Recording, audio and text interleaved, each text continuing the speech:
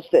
ప్రస్తుతం మనం ఉమ్మడి మహబూబ్నగర్ జిల్లా వ్యాప్తంగా కూడా మూడవ విడత పోలింగ్ ప్రక్రియ కొనసాగుతుందని చెప్పుకోవచ్చు. ప్రస్తుతం మనం చూస్తున్నాము పోల్కంపల్లి అనే గ్రామంలో ఉన్నాము. ఈ పోల్కంపల్లి గ్రామంలో ప్రస్తుతం ఇక్కడ అంటే ఇక్కడ ఎస్సీ రిజర్వ్డ్ మహిళకు అంటే జనరల్ ఎస్సీ రిజర్వ్డ్ కేటాయించి చెప్పం ఎట్లా అనిపిస్తుంది? మొత్తం వాతావరణం ఎట్లుంది? ఎవరికి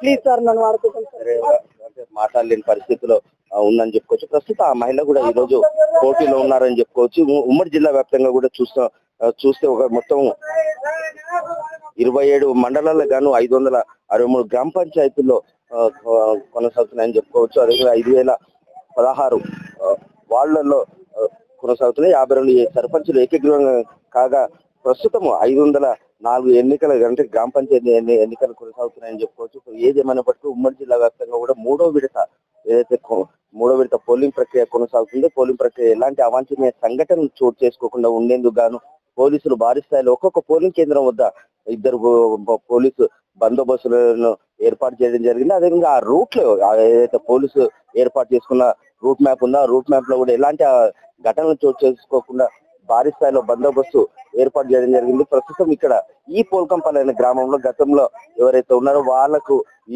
అంటే అటువంటి క్యాండిడేట్ కాకుండా ఈసారి అందరూ మెచ్చే ఒక అభ్యర్థిని ఎన్నుకోవాలనే ఆలోచనతో ఈసారి ప్రతి ఒక్కరు కూడా కసరత్తు చేయడం జరుగుతుంది.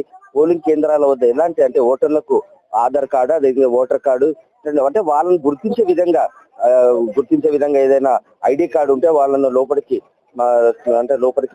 తీసుకొచ్చి ఓటు వేసే విధంగా ఉంది. ఇంకొకటి ఇక్కడ పెద్ద మైనస్ ఏంటంటే ఎవరైనా వృద్ధులు కావచ్చు లేదు అనారోగ్య పరిస్థితులు ఉన్న వారందరినీ కూడా ఈసారి అంటే ఓటు ఏదైతే పోలింగ్ కేంద్రం తీసుకొచ్చే పరిస్థితి లేదు. గతంలో ఏదైతే అసెంబ్లీ ఎన్నికల్లో ఆ సమయంలో మాత్రమే అప్పుడు ఎన్నికల పోలింగ్ కేంద్రానికి తీసుకొచ్చి వాళ్ళని ఓటు వేయించి తీసుకెళ్లే పరిస్థితి. ఈసారి అటువంటి పరిస్థితి లేదు. ఎన్నికల కమిషన్ కూడా ఎలాంటి నిబంధనలు పెట్టలేదని చెప్పుకోవచ్చు. ప్రస్తుతం అయితే ఉమ్మడి జిల్లా వ్యాప్తంగా కూడా కొన్ని అంటే ఏదైతే నల్లమల అటవీ ప్రాంతంలో 5 ప్రాంతాలలో ఎన్నికలను బహిష్కరించారు. ఎందుకంటే అక్కడ ట్రైబల్స్ ఉన్నారు. ఆ ట్రైబల్ నేపథ్యంలో ఈ రోజు ఏ ఒక్కరు కూడా పోటీ చేయలేని పరిస్థితిలో అక్కడ అంటే ఎన్నికలను బహిష్కరించారని చెప్పుకోవచ్చు. చారకొండ ప్రాంతాల్లో ఇలాంటి ప్రాంతాల్లో ఏదైతే ట్రైబల్ లేని ప్రాంతాల్లో కొన్ని జనరల్ ఇవ్వడము ట్రైబల్ ఉన్నా కూడా వాళ్ళు పోటీ చేయలేని పరిస్థితి. ఎందుకంటే ఆర్థిక పరిస్థితులు వాళ్ళకు లేని ఎడల ఇవన్నీ అంటే ఎన్నికల కమిషన్ కూడా కొన్ని తప్పిదాలు చేసిందని కూడా చెప్పుకోవచ్చు.